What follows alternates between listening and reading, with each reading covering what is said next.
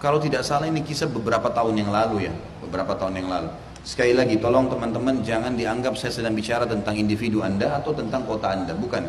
Kita bicara ini bumi Allah semua dan kita tarik contoh-contoh yang terdekat. Saya pernah waktu sementara nyusun, waktu saya dulu masih S3, saya pernah dapat juga beasiswa, bukan beasiswa, tapi penawaran untuk masuk ke UIN di Jogja. Ini kurang lebih kisah di atas 12 tahun yang lalu, 13 tahun yang lalu.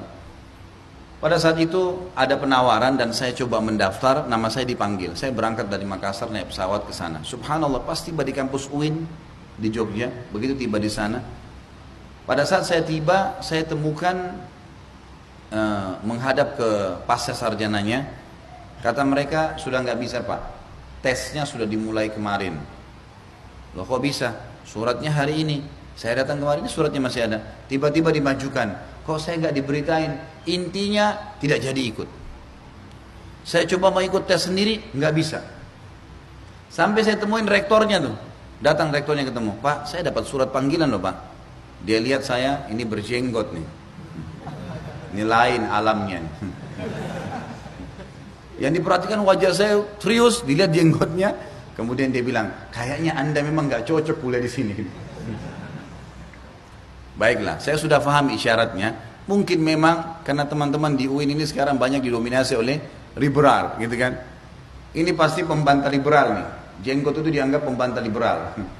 Baiklah, liberal karena menganggap lintas agama bisa, nikah lintas agama bisa, kemudian semua agama sama, orang berbuat kebaikan semua bisa masuk surga. Ini luar biasa nih. Kalau gitu kita jadi agama, cari agama yang paling gampang, apalagi Nasrani nyanyi-nyanyi seminggu sekali masuk surga. Enak, nggak usah jadi muslim, gitu kan? Itu teman-teman liberal suruh jadi agama, cari agama yang paling gampang, jangan anda bawa Islam. Karena kalau anda nggak bawa Islam, kita bebas, nggak ada yang tegur, silahkan. Ya, lakum dinukum waliyadin. Tapi kalau bawa Islam pastilah ditegur, nggak mungkin. Baiklah, saya telepon salah satu teman saya ingat di Jogja, tamatan Madinah, sama-sama saya satu kelas dulu. Beliau sekarang dosen di UGM. Dan Masya Allah kalau saya tidak salah sekarang juga sudah menyelesaikan S3. Pada saat itu saya telepon, kemudian beliau bilang, oh antum di mana? Oh ya lagi di Jogja. Ah alhamdulillah, baik saya jemput ya. Baik ketemulah. Dibonceng pakai motor. Terus di motor itu dia tanya, tujuan antum datang ke sini apa? Saya ceritain, saya dapat panggilan untuk sekolah S3, mau lanjutin di sini. Terus gimana? Ada ceritanya unik akhi. Nggak jadi saya diterima. Katanya tesnya dimajukan 1 hari, padahal suratnya hari ini. Saya sudah coba korbanin, datang on time tapi nggak bisa. Terus tiba-tiba dia bilang kalimat ini, teman kebetulan lahir di Jogja, orang asli Jogja. Dia bilang sama saya, alhamdulillah antum nggak jadi masuk. Kenapa? Ini kampus UIN di Jogja nih. Ini UIN yang paling terparah di Indonesia. Pemahaman liberalnya luar biasa. Sampai pada tingkat kalau ada anak-anak mahasiswa yang sholat, ya, anak muslim sholat, dia olok-olok sama temannya. Kamu masih sholat ya? Kesian. Kalau mereka mau belajar agama Nasrani, datangkan pastor atau pendeta, belajar di halaman UIN tuh. Dianggap kita harus belajar dari sumbernya langsung. Subhanallah. Ya. Anda tidak butuh baca Injil, nggak butuh belajar dari pendeta, belajar dari ustadz dan kiai aja belum habis-habis ilmunya. Baca Quran aja kita masih banyak belum difaham, terus mau baca Injil dari mana? Tapi itu yang terjadi. Baiklah. Dia cerita lalu kemudian kelanjutan. Saya sempat diskusi panjang lebar, makan siang sama beliau, bicara masalah Jogja. Terus saya sempat terlintas, karena saya tulis tulisan ini, saya bilang, akhi, saya dengar ini Jogja sering ada gempa, langganan tuh, bukan gitu? Sering gempa, gempanya kadang-kadang 1 kecamatan habis. Ini apa sebabnya? Ada dosa apa antum di sini? Jawaban dia, ini orang asli Jogja yang bahasa saya, dan salah satu ikhwah yang saya percaya karena ustadz gitu kan. Dia bilang, kalau antum belum tahu benar, di sini itu ada banyak pelanggaran agama yang mungkin orang sudah anggap biasa. Seperti, sudah biasa di sini, kalau satu rumah itu ada berapa agama. Ayahnya Nasrani misalnya, ibunya Muslim, anaknya Buddha, biasa. Baik, Muslimah, suaminya Nasrani, zina ini.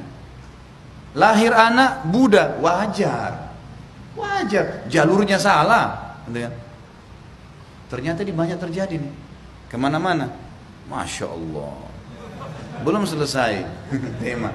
Udah bertanya semua. Tenang. Materinya masih panjang nih. Maka dia bilang, di sini sudah biasa tuh. Berarti dalam satu rumah di teman-teman di Jogja, semoga Allah berikan hidayah, bagi muslim tidak masalah kalau satu berapa agama. Ini sudah pelanggaran agama nih. Ini berbahaya. Nggak boleh orang biarin anaknya murtad, istrinya muslimah, suaminya kafir, hukum syari nggak boleh. Apalagi ya akhi, kalau antum lihat hasil survei internasional, setelah kota-kota di Amerika yang datang free sex terbesar di Asia, mengalahkan Thailand bahkan kota Jogja. Masa sih akhi? Iya, coba antum cek. Itu luar biasa, bagi mahasiswa sudah biasa. Gonta-ganti pasangan, hamil, orang yang gugurin itu sudah biasa. Katanya kota pelajar tapi zina biasa, merata. Dan ada sekian banyak hal yang disebutkan sama dia gitu. Saya bilang cukup akhi, saya sudah tahu. Satu saja dari sekian dosa yang antum sebut ini sudah cukup mendatangkan musibah-musibah. Dan subhanallah sama, saya tanya, setelah gempa besar ini, sebelumnya ada gempa-gempa kecil nggak? Ada. Kecil-kecil dulu letupannya. Nggak mau sadar, sekalian yang besar. Kan begitu. Ada yang lebih parah. Apa itu? Kadang-kadang ada sapi yang dianggap sapi apalah ya, sapi suci, gitu kan? Yang ini, yang itu disimpan di tempat khusus dan segala macam, subhanallah, yang jauh dari agama Islam itu sendiri. Ringkasnya teman-teman sekalian, dosa-dosa ini walaupun anda seorang muslim merata, datangkan musibah merata, gitu kan?